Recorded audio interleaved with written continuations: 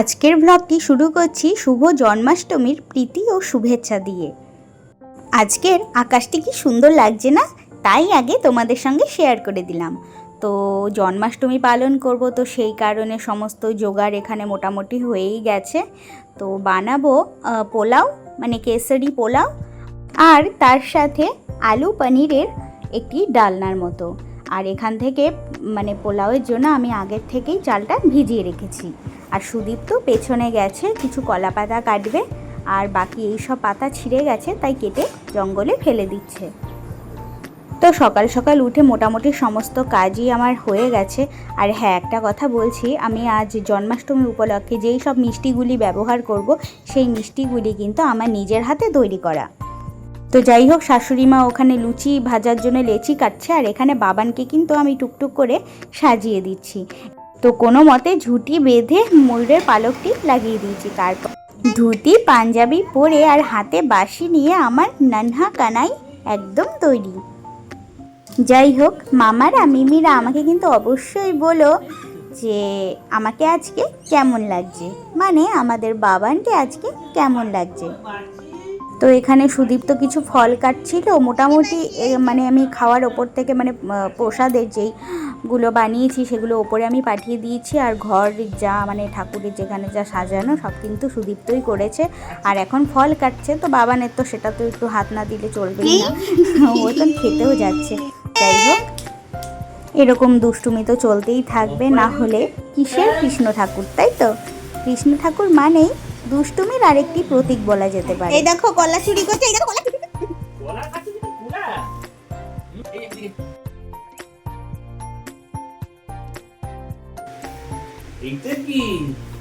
ওই দেখো এবার লুচির পেছনে ছুটছে। যাই হোক, তোমাদেরকে কাছের থেকে একবার প্রসাদগুলিকে দেখিয়ে দিই। এগুলি কিন্তু সব আমার বানানো, আর এটা কিন্তু রাজস্থানের যে স্পেশাল ঘেভার, তো সেই ঘেভারেও আমি বানিয়েছি। এটা রাবড়ি আর দরবেশ, সেটাও আমার বানানো। পায়েস, বাকি 3 রকমের মানে এটা হচ্ছে, এই থালাটি হচ্ছে মানে ঠাকুরের স্পেশাল ভোগ। বাকি ঠাকুরদের জন্য তো রয়েইছে। আর সুদীপ্ত তো ফল কাটছে, আমি বাবানকে একটু কোলে নিয়ে ওর দেখাশোনা করছি, কারণ ওকে নিয়ে আসলে আর কোনো কাজ হবে না। সমস্ত প্রসাদে গিয়ে হাত দেওয়ার চেষ্টা করছে। আর কি করব, আমাদের ঠাকুরটিকে একবার দেখে নাও তোমরা সবাই। গোটা ব্যাপারটি সাজানো কেমন হয়েছে আমাকে জানিও। তো বাবানকে নিয়ে, আজকে খুব গরমও ছিল তাই বাবানকে নিচে নামিয়ে নিয়ে এসেছি।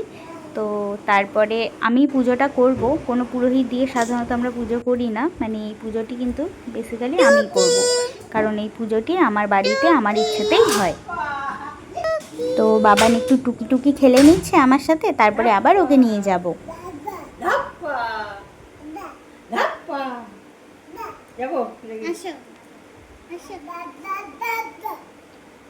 আজকের দিনটি পরিশ্রমের সাথে সাথে মোটামুটি এভাবেই আনন্দ মজায় দিনটি কাটিয়ে দিলাম।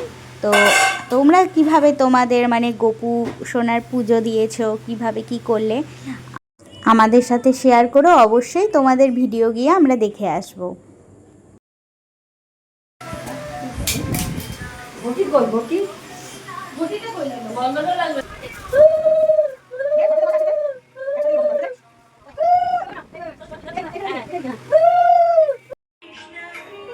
এবারে ঠাকুরকে ময়ূরের পালক নিবেদন করা হচ্ছে। তারপরে একে একে মানে ঠাকুরের জন্য বানানো ভোগগুলিকে দিতে থাকবো। প্রথমে অন্ন ভোগ যেটা আছে সেটি দেব, তারপরে বিভিন্ন রকম মিষ্টি ফল যেগুলো আছে ওনার সামনে দিয়ে সাজিয়ে দেব।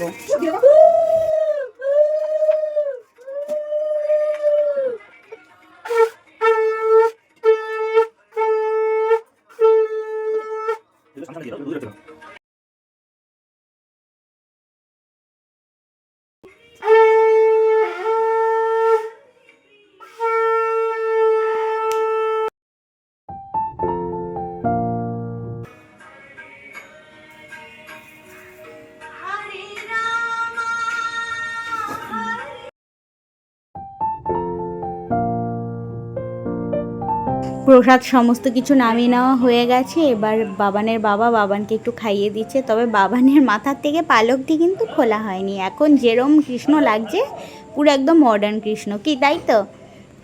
যাই হোক, আজকের ব্লগটি এই পর্যন্তই। তোমাদের যদি ভালো লাগে অবশ্যই লাইক, শেয়ার এবং সাবস্ক্রাইব করে আমার পাশে থাকতে পারো। আরও অন্য ব্লগে দেখা হচ্ছে খুব তাড়াতাড়ি।